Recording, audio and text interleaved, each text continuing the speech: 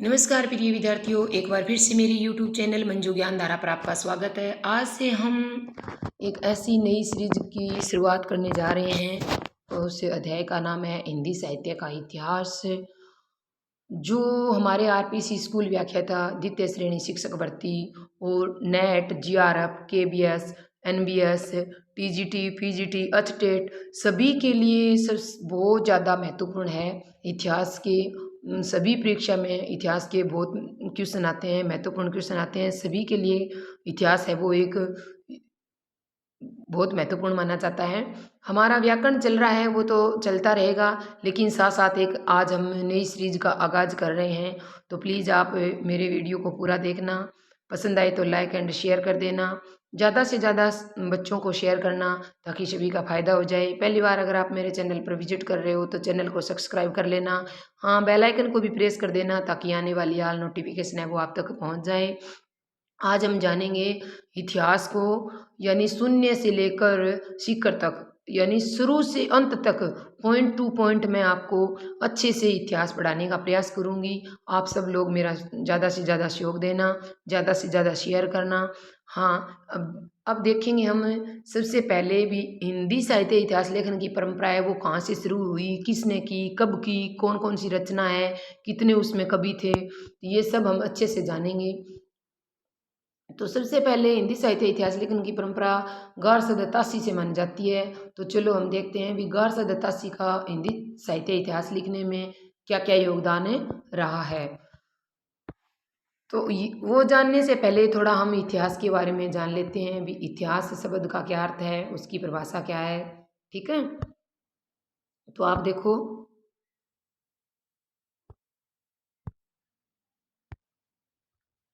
हिंदी साहित्य इतिहास लेखन की परंपरा में ये जो इतिहास जो शब्द आया है, इसका जब हम टुकड़ा करते हैं तो इति प्लस है प्लस आस होता है। इति का अर्थ होता है समाप्ति, और है का अर्थ होता है निश्चित, और आस का अर्थ होता है होना, यानी क्या है, जिसका समाप्त होना निश्चित हो वो क्या कहलाता है, इतिहास कहलाता है। अब परिभाषा देखो क्या कह रही है। भाषा में जिसकी निश्चित रूप से समाप्ति हो चुकी हो वही क्या है, इतिहास माना जाएगा।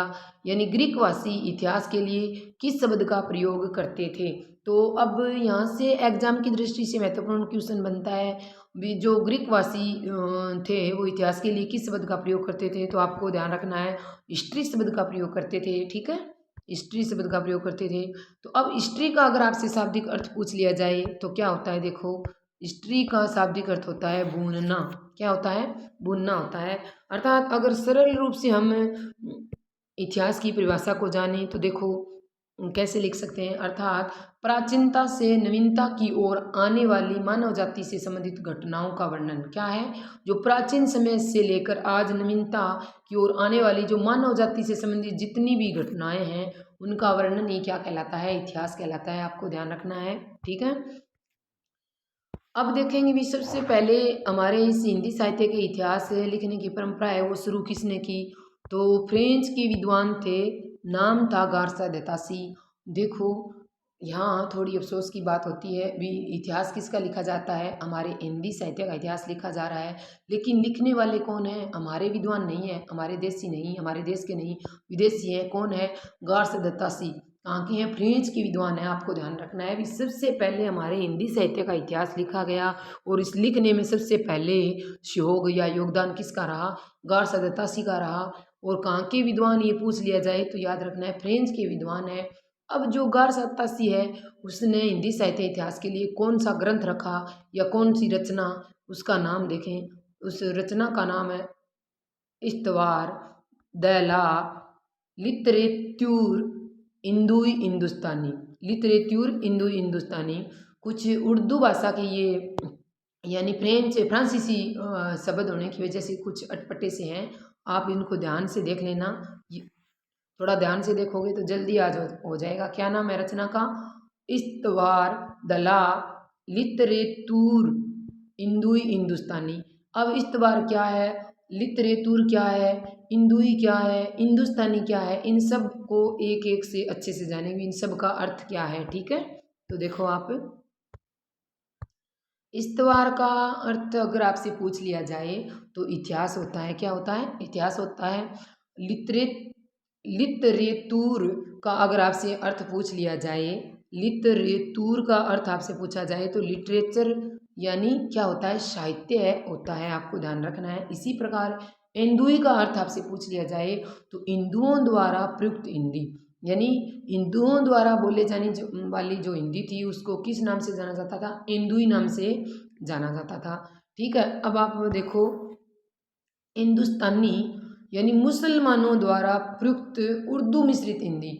अब आप इसको कैसे याद रखोगे भी? मुसलमान सबसे ज़्यादा किस भाषा का प्रयोग करते हैं? उर्दू का करते हैं। तो जब वो हिंदी बोलते थे तो उर्दू को मिक्स कर कर बोला करते थे। क्या करते थे? उर्दू मिश्रित हिंदी।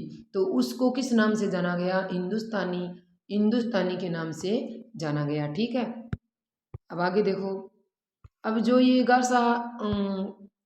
गारसा दत्तासी की जो रचना है आपने अच्छे से देख ली। अब इस रचना की अगर आपसे भाषा पूछी जाए यानी किस भाषा में ये रची गई है तो फ्रांसीसी भाषा आपको बताना है।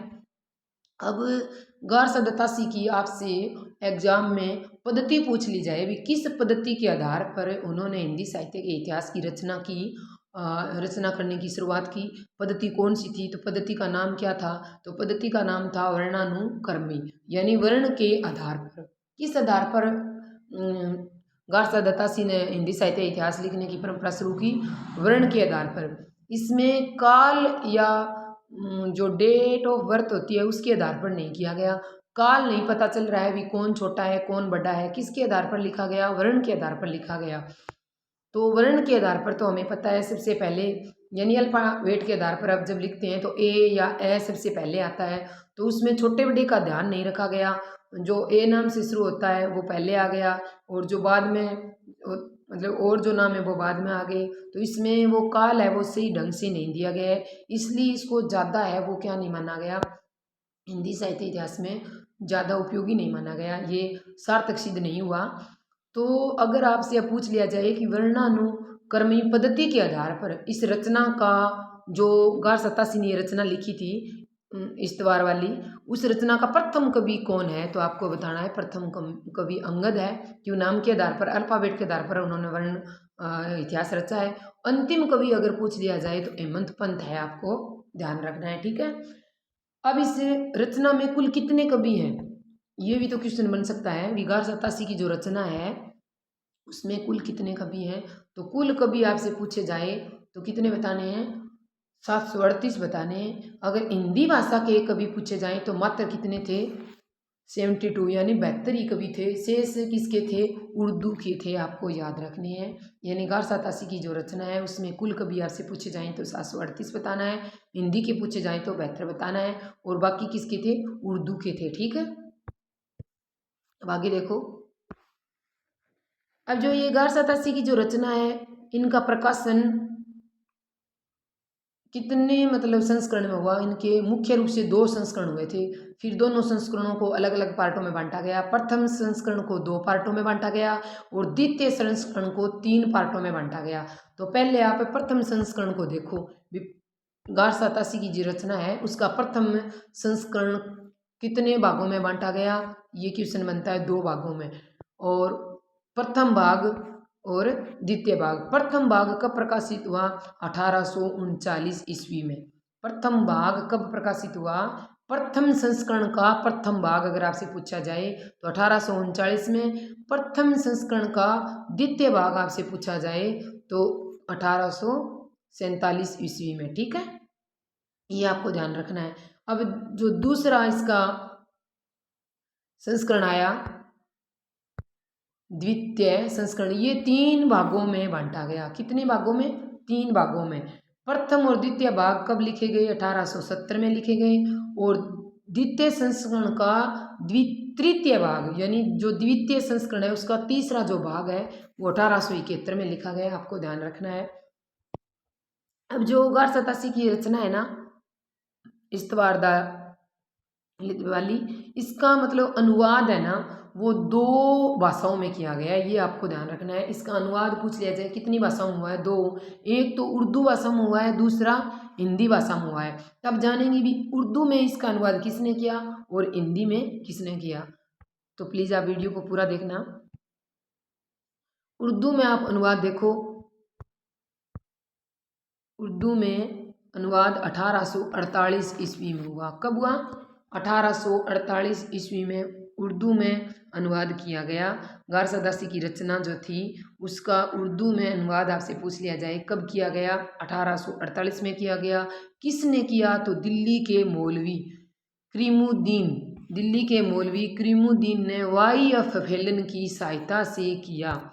अब यहाँ क्वेश्चन ऐसे बनता है भी जो गारसदासी की जो पुस्तक है इस्तवार वाली, उसका उर्दू में अनुवाद कब किया गया? तो आपको बताना है 1848 में किया गया। पूछे भी किसने किया? तो क्रीमुद्दीन ने किया। कहाँ के थे क्रीमुद्दीन? तो दिल्ली के थे। किसकी सहायता से किया? तो वाई.एफ. फेलन की सहायता से किया। और उर्दू में जब उस का अनुवाद कर दिया गया तो उस जो नई रचना बनी उसका क्या नाम लिखा गया? क्या लिखा गया? तबकात उ सुसु अरा। क्या लिखा गया? तबकात सुसु अरा लिखा गया। अगर तबकात लगाएंगे तो ऊ लगाएंगे और तजकीरा तजकीरा लगाएंगे तो ई लगाएंगे, आपको ध्यान रखना है। दूसरा नाम तजकीरा सुसुअरा यानी ई हिंदी भी रखा गया। जो गारसदासी की जो पुस्तक थी इस्तवार वाली, उसका उर्दू में अनुवाद क्रीमुद्दीन द्वारा किया गया। वाई.एफ. फेलन की सहायता से किया गया। क्रीमुद्दीन दिल्ली के थे और नाम क्या बदल दिया गया? तबकात उ सुसुअरा या तजकिरा ई सुसुअरा ई हिंदी कर दिया गया। और कब प्रकाशन किया गया? 1848 में अनुवाद किया गया। अब इसमें कुल कवि कितने थे? आप देखो इसमें कवि की संख्या कितनी थी? कुल कवि एक जहार कितने हो गए थे? 4 हो गए थे। शुरू में कितने थे? मैन जो पुस्तक थी उसमें 738 थे और 72 हिंदी के थे। लेकिन क्या हुआ इसमें मतलब क्या हुआ है, इन बढ़ाया है तो कितने कर दिए गए? 104 कर दिए गए। लेकिन इसमें हिंदी के कितने थे आपसे पूछ लिया जाए तो 104 में से केवल 60 कवि थे, मात्र 60। ठीक है, आपको ध्यान रखना है। आगे देखो आप, हिंदी में अनुवाद कब हुआ, किसने किया? जो गारसदासी की रचना है उसका हिंदी में अनुवाद आपसे पूछ लिया जाए तो 1953 ईस्वी में हुआ। और जो हमारी प्रिस्कार की गाइड है उसमें 1952 भी दे रखा है। तो 52 आए तो आपको 52 करना है, 53 आए तो आपको 53 करना है। ठीक है, तो हिंदी में अनुवाद डॉक्टर लक्ष्मी सागर वार्णिश्य द्वारा किया गया। ठीक है, हिंदी में लक्ष्मी सागर के द्वारा इसका अनुवाद किया गया। कुल कवि कितने थे इसमें? 358 थे। जो हिंदी की कवि कितने थे? कुल कवि पूछे तो 358 थे और हिंदी के पूछे तो 220 थे। और प्रकाशन कहाँ हुआ? जो हिंदी में गारसदासी की जो पुस्तक है, जो ग्रंथ है, उसका जो हिंदी में अनुवाद हुआ उसका प्रकाशन है हिंदुस्तानी अकेडमी इलाहाबाद में किया गया। ये आपको ध्यान रखना है। अब हम जानेंगे जो गारसदासी ने जो इतिहास लिखा उसमें गुण क्या है, दोष क्या है। ठीक है, तो देखो गुण ये माना जाता है, हिंदी साहित्य इतिहास लिखने का प्रथम प्रयास माना जाता है। ये इसका गुण है कि हिंदी साहित्य इतिहास लिखने का प्रथम प्रयास किसके द्वारा किया गया? तो गारसदासी के द्वारा प्रयास किया गया है। ठीक है, आपको याद रखना है, पूरा लिखा नहीं, प्रयास किया गया है। तो नोट में आपको क्या याद रखना है? नोट में आपको याद रखना है कि हिंदी साहित्य का प्रथम साहित्यिक इतिहास और गारसदासी को प्रथम इतिहासकार। ये दो बात, एक तो हिंदी साहित्य का प्रथम साहित्यिक इतिहास और दूसरा गारसदासी को प्रथम इतिहासकार किसने माना है? तो ये दोनों ही बात किसने मानी है?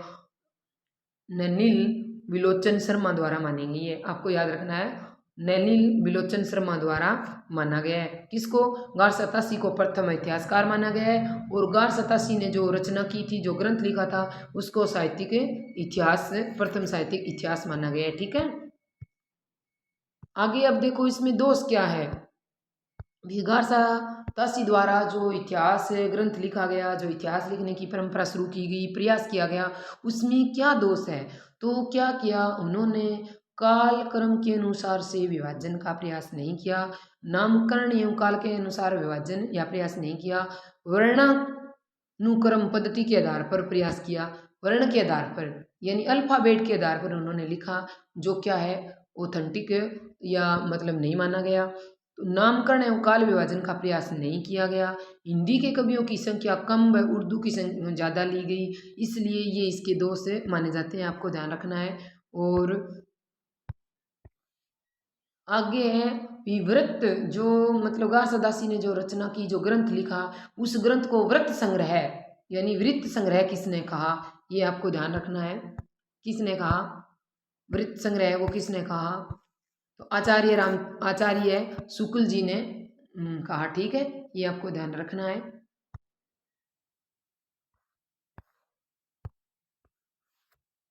आज बस यहीं तक, मिलते हैं नेक्स्ट वीडियो में नेक्स्ट कवि के साथ। तब तक के लिए आप सभी को मेरा प्यार भरा नमस्कार। जय हिंद, जय भारत।